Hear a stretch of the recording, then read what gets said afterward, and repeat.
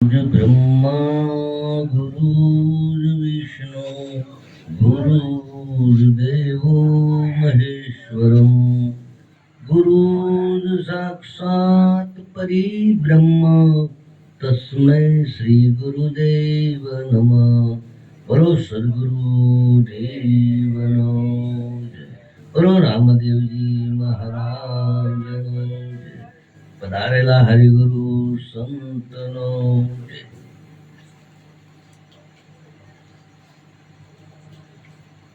આજના ગુરુ પૂર્ણિમા પ્રસંગ નિમિત્તે ભજન કાર્યક્રમ રાખેલું એમાં પધારેલા સર્વ ભક્તો સંતોને જય ગુરુદેવ। गुरु गुरु सब कोई कहे गुरु पद है निर्वाण पूरा पद ने पामसे होय आदुनी ओळखा। गुरु गुरु जगत आखू करस। आखाए जगत में बधाय गुरुए बैठा ज गणा। मार्गदर्शनालयने गुरु कहेवाय। भौतिक जगतનું ભૌતિક જગતનું નાશવંત જગતનું સરનામું આલયને ગુરુ કહેવાય। પણ આપર ભવસાગરમાંથી તરવું હોય, આત્માની ઓળખાણ કરવી હોય તો સતગુરુની જરૂર પડે। ગુરુ ગુરુ તો આખું જગત કરે છે, પણ સતગુરુની જરૂર છે। સદગુરુ કને કહેવાય? આ પંચ મહાભૂતના દેહમાં તમે આત્મા કયો છો, તમારું કેવું સ્વરૂપ છે, તમે ક્યાંથી આયા છો અને ક્યાં જવું, એનો ઉકેલ પાડી દે એને સતગુરુ કહેવાય। કારણ કે તેને કાળમાં આત્મા સિવાય સત્ય અને શાશ્વત કોઈ નહીં। આત્મા સિવાય તમામે તમામ વસ્તુ, બધી આઈટમો નાશવાન છે, બધું જ મરેલું। હવે આપણે જન્મથી અત્યાર સુધી નાશવન જગતમાં ફર્યા અને નાશવન જગતની જ ઓળખાણ કરી આપણે। અગો વાલો માલ મિલકત કુટુંબ કબીલો પુત્ર પરિવાર આ બધું નાશવન જગત છે। અને આવા નાશવન જગતમાં મળે એ બધા ગુરુ કહેવાય। પણ સત્યની પારખ કરાવે કે જે ત્રણ કાળમાં નાશ નહીં, જે શાશ્વત છે, જે આદિ અનાદિ અનંત છે, એ વસ્તુની પારખ કરાવીને સતગુરુ કહેવાય। સત્ય વસ્તુ આખા વિશ્વમાં એક જ છે। સત્ય ઘણું બધું ના હોય, સત્ય એક જ છે। અને સત્ય તમે પોતે આત્મા છો, આત્મા સિવાય બીજું કોઈ સત્ય સત નહીં હોય તો કોડી લાવજો।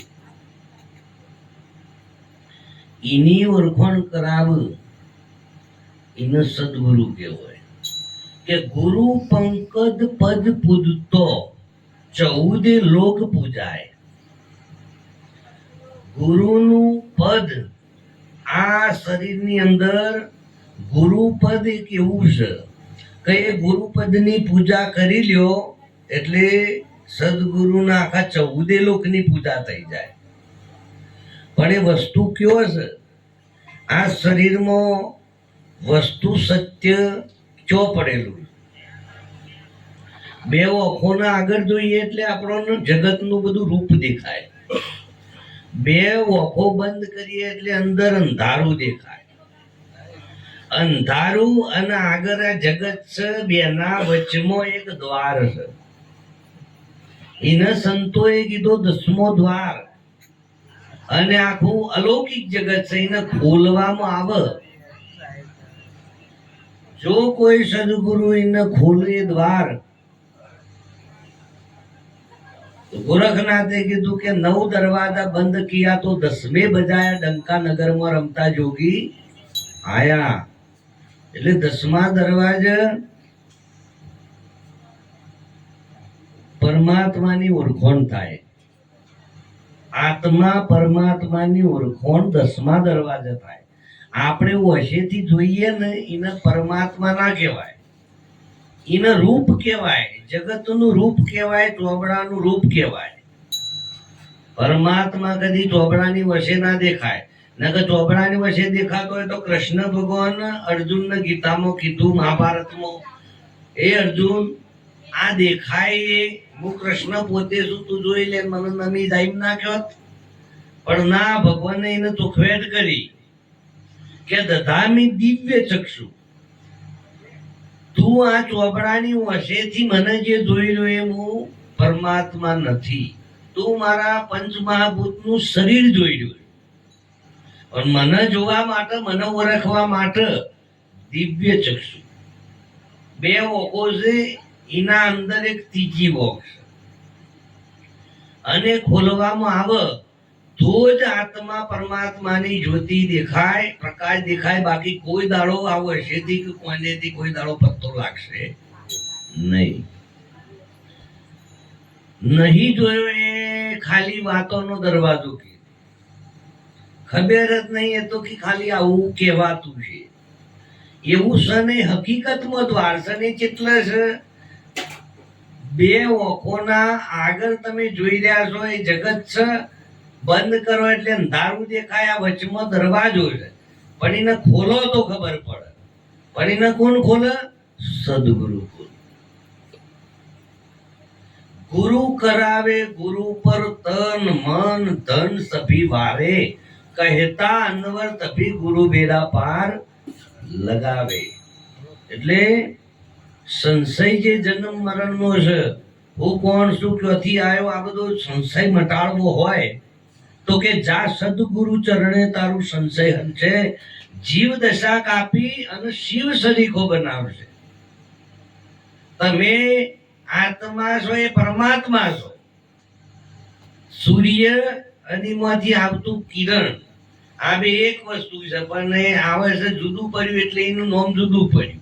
સમુદ્ર ને લહેર બે એક જ છે, પણ સમુદ્રના ઉપર થોડું એક પાણી જુદું પર મોજું, એને મોજું નામ પડી જાય.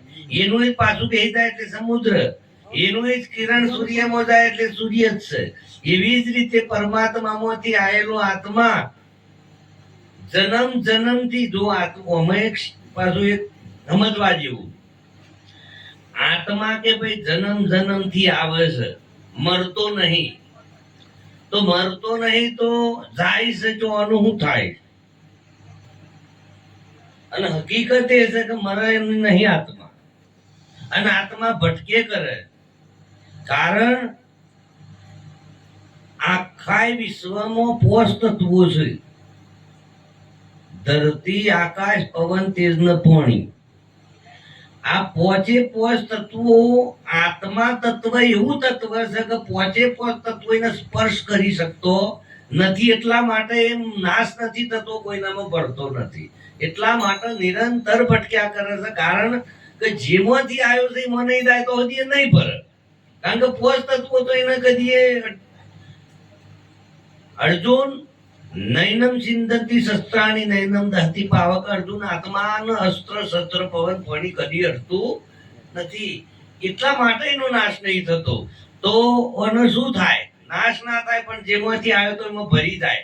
પણ જીવાત્માઓ મોહ માયામાં, વિષય વાસના વિકારોમાં, એવા 5 વિષયોમાં જીવાત્મા એવો ફસાયેલો છે કે ઓરિજિનલ જગત ભૂલી ગયો છે, ડુપ્લિકેટ જગત ને મોની બેઠો છે કે આ શું છે.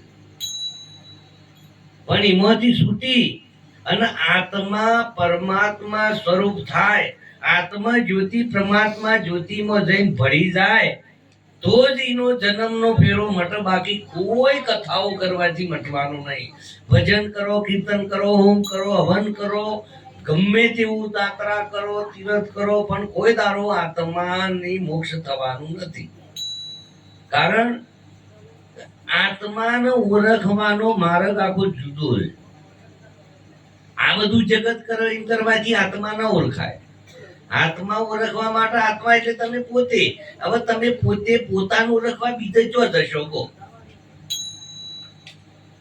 દર્પણ હોય તો શરીર દેખાય, પણ આત્મા આત્મા એવી વસ્તુ છે દર્પણમાં મશીનમાં કોઈ આવે એવી. એટલા માટે એને ઓળખવાની કળા ફક્ત સદગુરુ દ્વારા.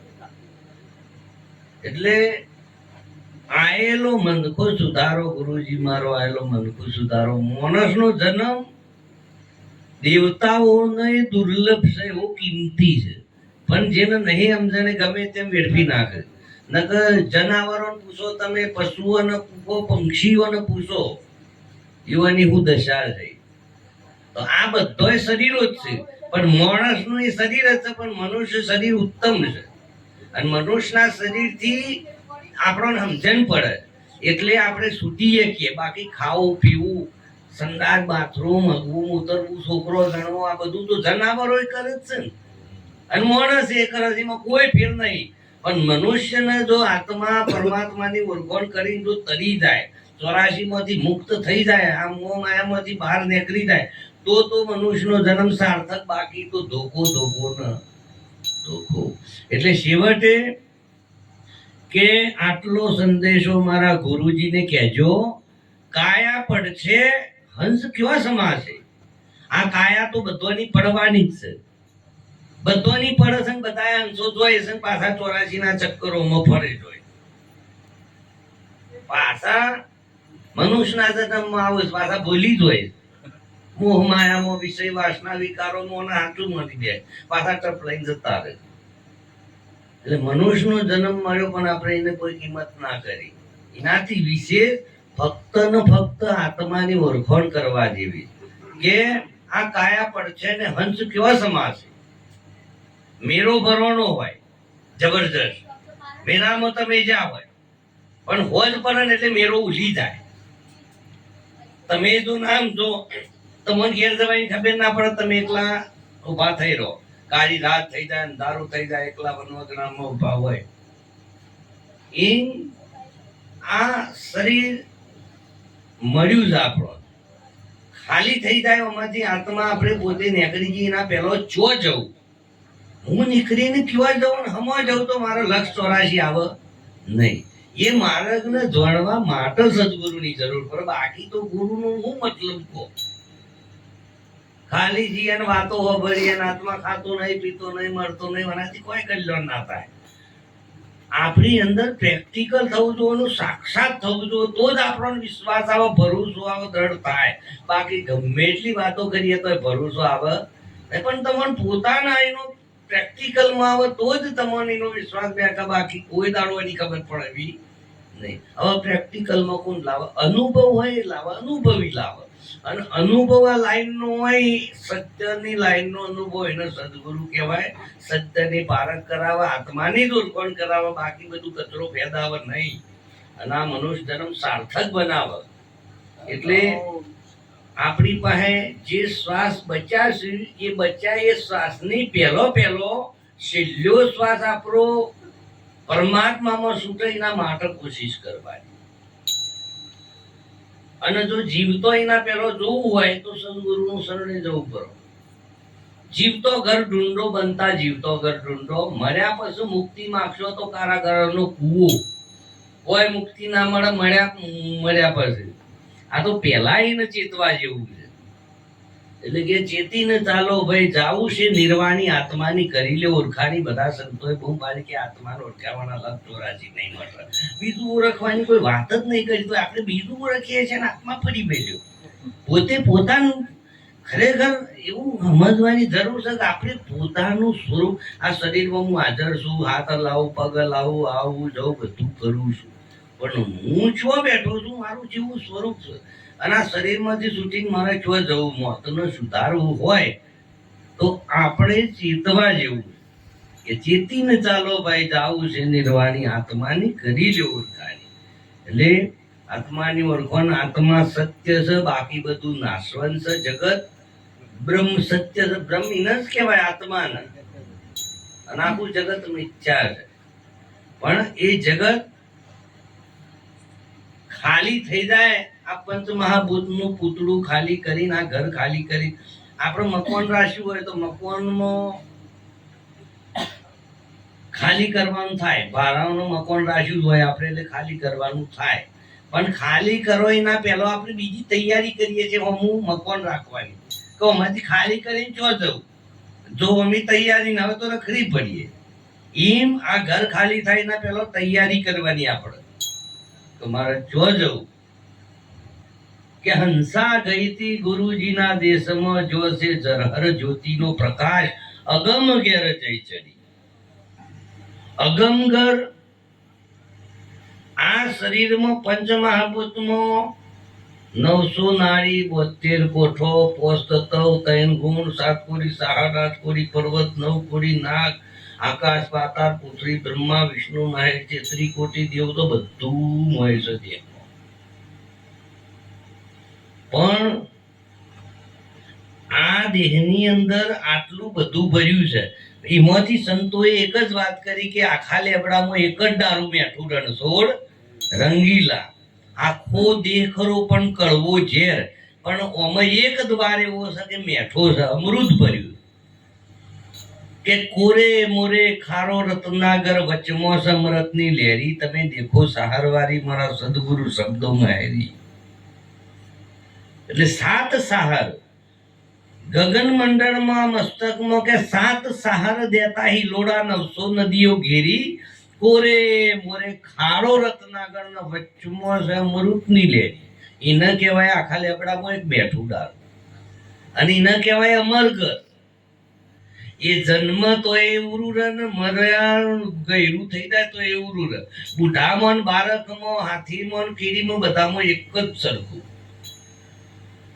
એ તત્વ વધઘટ થાય ને આખું શરીર વધઘટ થાય પણ એ તત્વ વધઘટ થતું નથી કહેવાય એને કહેવાય અમર જોગી કી અમર કાયા અમર ઘર કા ભેદ બતાયા સવાવ્યત કી પુતળી જઈ જ્યોત में જ્યોત મિલાયા આ આત્મા જ્યોતિ પરમાત્મા જ્યોતિમાં ભળી જાય તાણ જ આપણું કલ્યાણ થશે બાકી તો જગતનું કોઈ સાધન આપણું કલ્યાણ કરાય એવું નથી અને આ ભક્તિ એવી છે કે પોતે પોતાને જ ઓળખવાનું બીજું કોઈ ઓળખવાનું નથી અને પોતાનું ઓળખ્યા પછી આખી જગતમાં તમને ખબર પડી જશે કે સત્ય હોવું જોઈએ કશું પૂછવાનું રહેતું નથી પણ આપણે જે જોવા નીકળ્યા છીએ આગળ ઓમ જોઈને નીકળ્યા છીએ થોડું પાછળ વળવા જેવું તો અંધારું છે બે વશો બંધ કરો એટલે અંધારું દેખાય કે તારી વશે અંધાપો સદગુરુ મળે તો અજવાળું થાય પણ એ અંધારું છે ને શૂન્ય દેખાય છે અંધારામાં પ્રકાશ થાય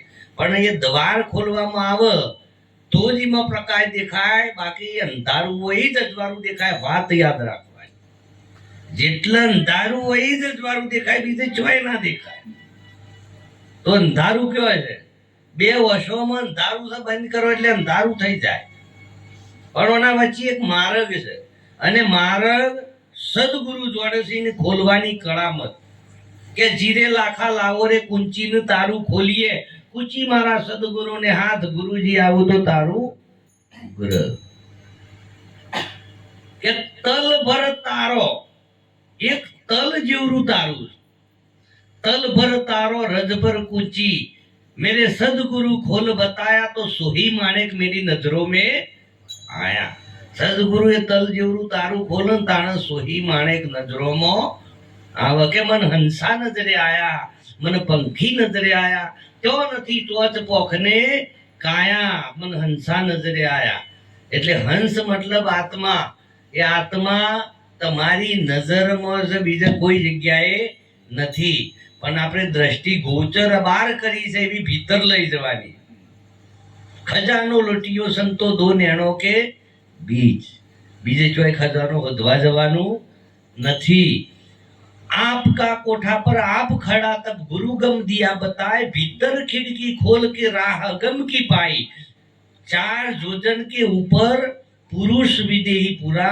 जगमग जगमग ऐसी जोत जलते तो पहुंचेगा कोई सूरा તમારી અંદર કરોડો સૂર્ય શરમય ઢોખા પડી જો એટલું આત્માનો પ્રકાશ થાય છે પણ આપણને ખબર નથી આપણને લાઈનની ખબર નહીં આપણને ઘરની ખબર નહીં આપણને દ્વારની ખબર નહીં આપણને ખોલવાની ખબર નહીં એટલી વસ્તુને આપણે ઓળખવા આપણી પાહેનો હશે તો આપણે એને ઓળખી શકતા નથી એટલે એ મોટી ભૂલ છે એ ભૂલને દૂર કરવા માટે સંશયને દૂર કરવા માટે સદગુરુનું શરણું લેવું પડે. ન કેવા ગુરુ તો કઈ પોટલે પોટલા ફરે છે, પણ ખાલી વાતો કરે, કથાઓ કરી અને એકબીજાને હરિયાળી કરીને અમદાય ફોલાઈ દી તારી ચૂકનું મારીએ ચૂક. એમ નહીં કરવાનું. આ શ્વાસ ક્યારે પૂરો થઈ જાય એની ખબર નહીં. એના પેલો સદગુરુ વાયદો ના હોય. એ તો પ્રકાશમાં કોઈ ચોપ પાડો ને અઠવાડિયે ગોરો ના થાય, તરત થઈ જાય. એટલે ગુરુ પૂર્ણિમા નિમિત્તે પ્રસંગ રાખ્યો, ભજનનો આ પધાર્યા બધા, એ બદલ ખૂબ ખૂબ ધન્યવાદ. ખૂબ ખૂબ જય ગુરુદેવ. બોલો સદગુરુ દેવ. ભજનવાણી બોલો તમે.